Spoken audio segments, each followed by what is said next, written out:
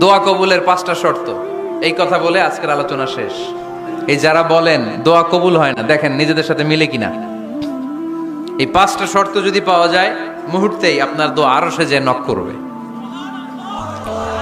1 number শর্ত আকলুল হালাল, হালাল খাওয়া। কি খাওয়া? আমরা দুইটাই খাই, হালালও খাই হারামও খাই। বেশি খাই কোনটা? হ্যাঁ, কি খান?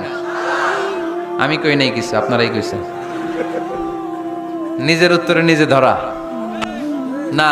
হারাম খেলে তো দোয়া কবুল হয় না। লা ইয়াদখুলুল জান্নাতা জাসাদুন গুযিয়া বিল হারাম। ওই দেহ কখনো জান্নাতে যায় না যে দেহ হারাম খেয়ে বর্ধিত হয়েছে। কেন দোয়া কবুল হয় না? মিলিয়ে নেন নিজের জীবনের সাথে, জাস্ট একটু মিলিয়ে নেন।